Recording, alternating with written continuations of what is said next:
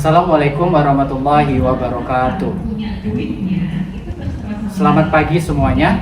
Melalui video ini, kami dari kelompok 3 akan menyampaikan hasil materi dari kelompok kami pada mata kuliah Tamadun dan Tunjuk Ajar Melayu, khususnya terkait sistem politik Melayu. Adapun sebelum itu, izinkan kami untuk memperkenalkan anggota dari kelompok ini. Yang pertama, saya Reza Arianto. Saya Agni Arianti. Saya Resi Afiqah Saputri. Saya Palevi. Saya Syedina Rasya Putra Damari. Saya Rilis Dayanti. Saya Anissa. Baik, untuk tidak memperpanjang waktu, selamat menyaksikan videonya. Pengertian sistem politik dan pemerintahan Melayu. Sistem politik dan pemerintahan Melayu merupakan mekanisme seperangkat fungsi atau peranan dalam struktur politik dalam hubungan masyarakat Melayu untuk mengatur pemerintahan, serta melaksanakan dan mempertahankan kekuasaan dengan berlandaskan pada pandangan dan pemikiran budaya Melayu. Sultan, raja yang dipertuaan, negari, serta jajakan takluk. Konsep raja dan negara dan negeri yang wujud dalam masyarakat Melayu berasal dari India yang terjadi setelah masyarakat Melayu menerima pengaruh Hindu. Bagaimanapun, ini tidak bermakna sebelum kedatangan pengaruh Hindu. Masyarakat di alam Melayu ini tidak mempunyai sistem politik yang kompleks. Sebelum itu, pemerintahan atau ketua orang Melayu hanya dianggap sebagai pemimpin karena kelebihan tertentu yang dimilikinya. Sultan, raja yang dipertuaan, negeri, serta jajahan takluk. Konsep raja dan negeri yang wujud dalam masyarakat Melayu berasal dari India yang terjadi setelah masyarakat Melayu menerima pengaruh Hindu. Bagaimanapun, ini tidak bermakna sebelum kedatangan pengaruh Hindu. Masyarakat di alam Melayu ini tidak mempunyai sistem politik yang kompleks. Sebelum itu, pemimpin atau ketua orang Melayu hanya dianggap sebagai pemimpin karena kelebihan tertentu yang dimilikinya. Konsep negeri dan kerajaan. Konsep negeri pada hari ini lebih didasari oleh adanya suatu sempadan yang jelas yang diasaskan oleh sistem undang-undang yang bertulis yang memisahkan antara suatu negeri dengan negeri yang lain. Selain itu, pengiktirafan kedaulatan negeri atau negara yang diterima dari negara lain penting karena pengiktirafan ini menjadi pengabsah kedaulatan negara berkenaan.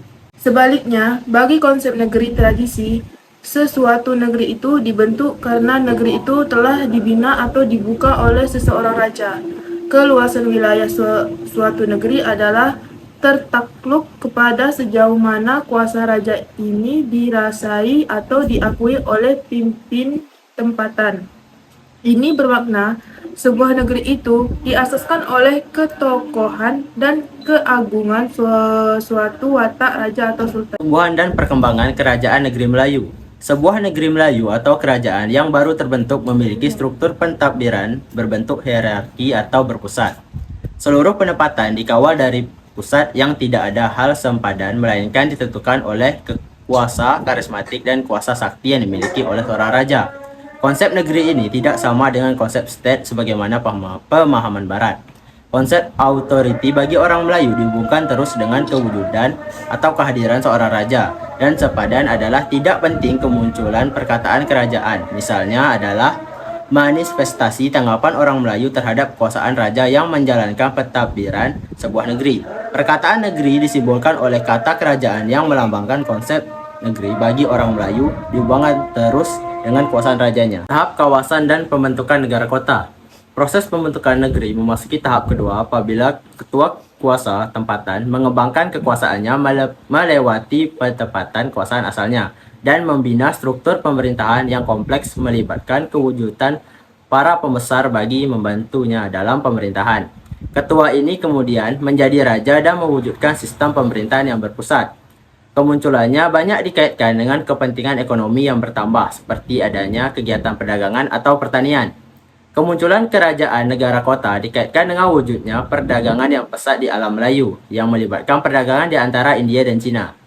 Perkembangan ini menyebabkan munculnya beberapa penempatan peringkat tahap pertama, bandar-bandar pelabuhan yang semakin lama semakin kuat. Tahap negara empire dan kemunculan pusat ketamadunan Melayu. Tahap negeri yang memiliki jajahan takluk diperoleh apabila pemimpin kawasan ini mulai mengembangkan kekuasaannya dengan menguasai dan menjajah kawasan kekuasaan jirannya. Seringkali pemerintah ini memperkukuhkan kedudukannya sebagai ketua atau raja dengan mengaitkan dirinya dengan keturunan suci dan keajaiban. Kemunculan kerajaan Sriwijaya sebagai kuasa maritim dikaitkan dengan keupayaannya menarik kerajaan atau pelabuhan kecil bersatu dengan seperti negeri-negeri pelabuhan di barat daya Indonesia dan semenanjung Tanah Melayu. Kemunculan Malaka sebagai sebuah empire yang besar juga dikaitkan dengan keupayaannya mengembangkan kuasa ke atas negeri yang lain di Kepulauan Melayu. Negara bertaraf empire ini ialah Sriwijaya, Majapahit, dan Malaka. Kerajaan ini juga dianggap sebagai pusat ketamadunan Melayu. Pusat ketamadunan Melayu. Sebagaimana dinyatakan sebelum ini, kerajaan Melayu dapat dibagikan kepada dua bentuk, yaitu berbentuk agraria atau pertanian dan maritim atau kelautan. Satu berbentuk negara kota dan ada yang berkembang menjadi negara yang besar yang sering dirujuk sebagai empire. Istilah yang paling tepat dalam konsep tamadun Melayu adalah negeri berjajahan takluk. Pembagian juga dapat dilihat kepada pembagian negeri atau pusat ketamadunan Melayu sebelum Islam yang diasaskan oleh Sriwijaya dan Majapahit. Kemudian diteruskan pula oleh kerajaan Islam Malaka selepas zaman kedatangan Islam di alam Melayu. Yang pertama, kerajaan Sriwijaya. Sriwijaya dikatakan muncul selepas Punan mulai lemah pada kurun ke-6 Masehi.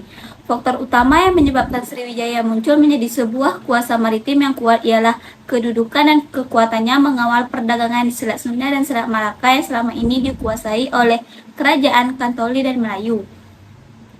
Di samping faktor lain seperti adanya kemudahan yang disediakan oleh kerajaan, jaminan keselamatan dari serangan Lanun, hubungan persahabatan dengan Cina, kekayaan bahan hutan dan lautan, serta pendabbiran yang tersusun menyumbang kepada kejayaan kerajaan ini.